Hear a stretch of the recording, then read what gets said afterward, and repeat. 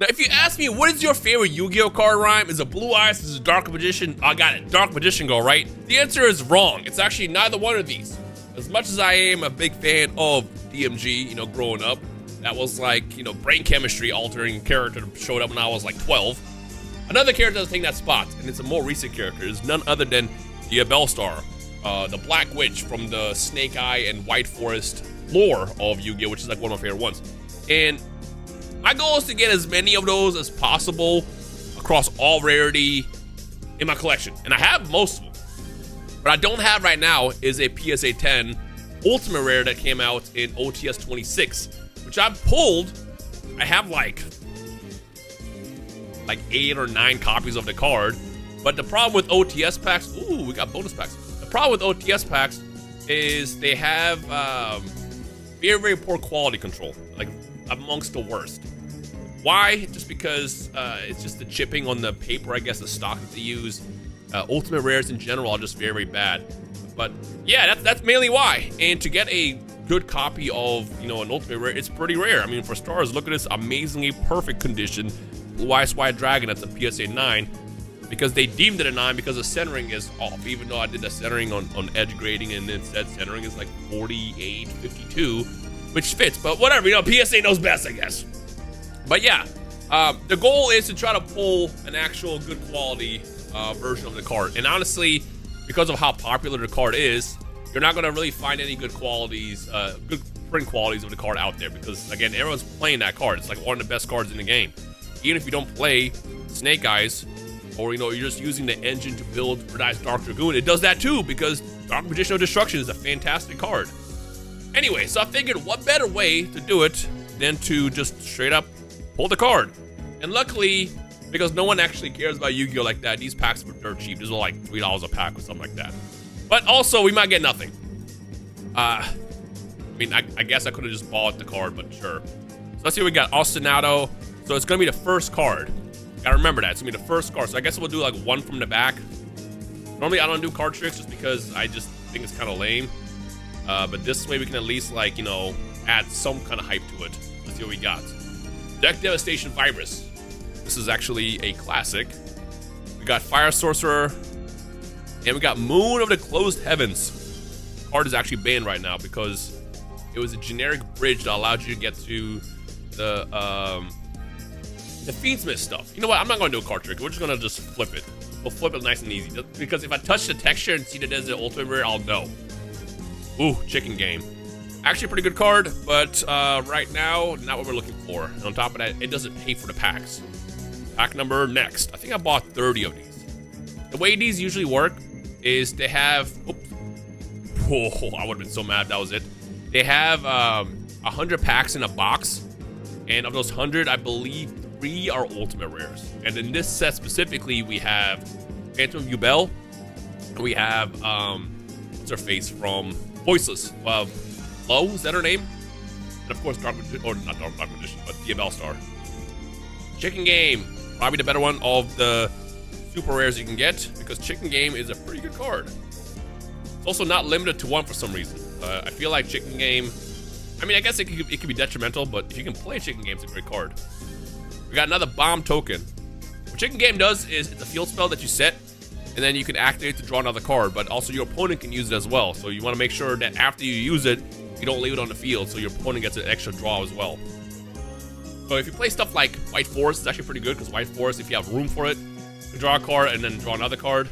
But also, you probably want to, you know, focus on having like more important cards to play against your opponent. So it's like a luxury card, if that makes sense. Ostinato.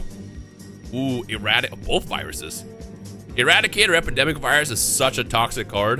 Is this banned yet? I think it got banned, right?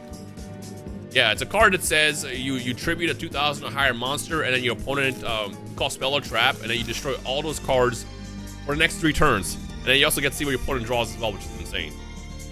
Sengan Summoning. We don't talk about that card. That card is incredibly annoying. The first time I went to locals was when Tenpai was just sort of like fully out. And that was the first time I experienced what Tenpai does as a deck. My opponent activated Sengan Summoning, and I was confused how I couldn't play on turn 2. I was like, oh, okay, cool. Yeah, that's a great card. Like, Konami's always been trying to figure out what's a good turn 2 option for a deck. I think Sky Striker is a perfect, like, middle ground where you can play first or second and also not be too crazy over the top. But stuff like Tempai that literally says your opponent can't play is crazy. We have Ancient Gear Frame for the next hollow. I really wish these hollows or the hits were in the back. Right. Got Absolute King Backjack, right? Yeah, Backjack. And Fly Fang and Mermail. Abyss Megalo. I don't like sharks either. That water deck is toxic. Alright, on to the next one. And there she is. Look at that. Ooh, that's actually clean. Hold up. Hold up. Hold up. Did I win? I did not win. I almost won. Like, centering wise, this is pretty good. Usually these cards are super severely off center. And also, I got like the missing texture layer. It's like semi there. This is actually not bad. The only problem is look at that corner. It's not the worst corner. But like, honestly, this might be one of the best copies of this card I've ever seen. I might try it. I'll try it. I'll definitely try it. That corner is rough. Yeah, normally these ultimate rares, let me put this in the sleeve, have like crazy chipping all around because again, it's like the stock paper that they use is so like cheap. I'm definitely gonna send this to ARS, by the way, not PSA, because PSA will be all like, oh, it's super off center, and ARS doesn't care about that. But the big one for it is definitely this corner. Look at that. Ooh. Again, it's not the worst. This is probably one of the more better conditioned DFL stars I've seen. Hey, mission accomplished. Honestly, for the prices that people have set for this card online and the quality that you got right here, this would have been more, honestly, than the packs. All right, so now I know the rest of these packs are likely dead for another copy. I think you can get, it's 5, right? I think it's 5 Ultimate Rares in a case. So maybe we can get another one, but I'm not gonna hold my breath on it. That's pretty sick. That's hype. That's hype. I got what I wanted. Imagine 2 back-to-back. Nah, it's not gonna happen. Sharks, we got Chance Smoke Signal, and you got Left Hand Shark. Let's see what else we got over here. I'm excited, dog. This is hype. Another King Backjack, a trap card, monster card, but it's a trap card. You play in trap decks, or like basically lets you like, you know, excavate traps. Got Ostinato, Left Hand, and Full Force Virus. Yeah, back when I used to be a big hater on the Labyrinth archetype, seeing that card was super annoying. Got Buzzsaw Shark, Metamorph, and then Right Hand Shark. I'm trying to remember, is it 3 Ultra Rares per case, or is it 5? I want to say it's 5. But I think the main card you can only get once. So like, with Blue Eyes, for example, you can only get 1 Blue Eyes in the case. I remember that much. And then for the other cards, I got them several times, if I remember correctly. Ooh, so cool, dog. Lantern Shark, we got Xian, and then Full Force Virus. I mean, just look at the design, dog. You got the sword, the scimitar from RuneScape, and then, you know, yeah, this is like peak Yu-Gi-Oh design for a character, man. And of course, we got her sister, Diabels, the original Sinful Keeper, this original Sin Keeper. I was thinking Sinful Spoils. Sin Keeper, which they both go hand in hand. All right. I like how we only got 1 Moon in the Closed Heavens, but I'm pretty sure that card was like short printed when they first did a rarity upgrade for it. We got another Bomb token, followed by more bulk. Yo, if we get like a second copy, that'd be so hype. Ostinato. I'm not gonna lie to you, when I touched the top of that card, it felt like a texture for a second. I was like, oh, we got another Ultimate Rare back to back. Lantern Shark again. Again, I wish they were in the middle. I don't know why Konami doesn't put the hits in the middle. Then that way it's like someone protected. Another Sangan Summoning, EEV, and then Right Hand Shark. Yeah, only a handful of packs left.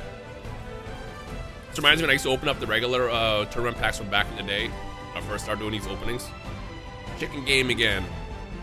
I used to buy those tournament pack like 2, 3, 5, a lot. I think Tournament Pack 1 is the only one that I never really like fully got because even back in 2017, they were still very expensive. Ostinato.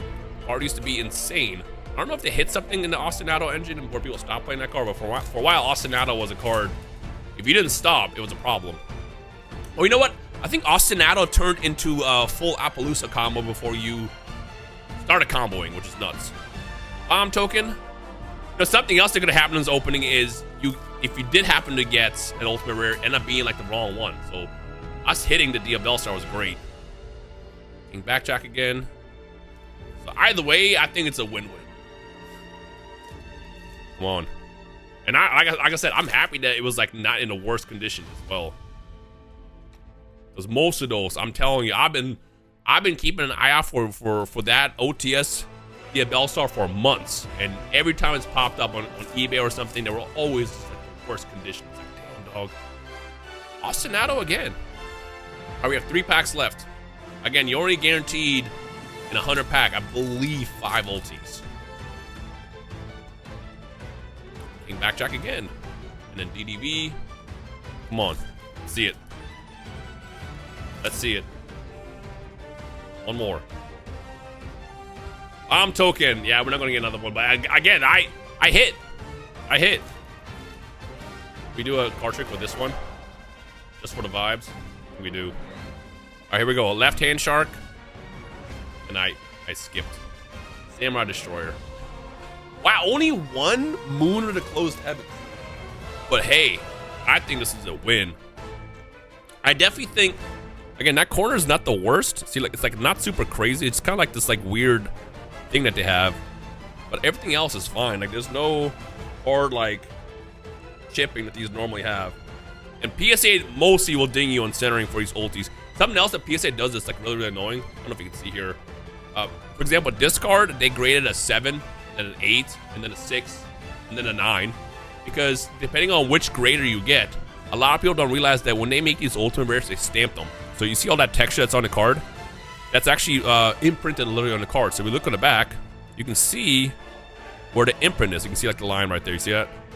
So sometimes PSA will see these cards and go, oh, that's a crazy dent. It's a PSA 6. And I'm like, no, that's just part of the card. It's not damaged because they literally stamp it. That's how they make the texture.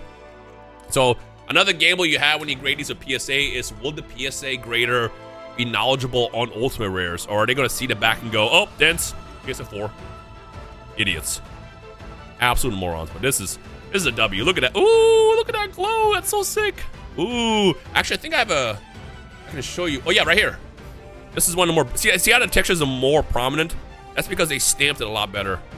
Honestly, I feel like... Did I have this stuff in the... They probably do. But, like, you can see the difference in how much more this one is stamped compared to this. And they gave this one an 8 because they said the corner is, like, dead. But, again, I'm going to send this into to ARS because they probably hit it on that corner as they mentioned, and then something with centering because, again, this is how PSA now pop controls, as if they haven't been doing this for years. This is how they pop control the cards. Ooh! W. Anyways, hope you guys enjoyed. I'll see you guys whenever I see you, I guess.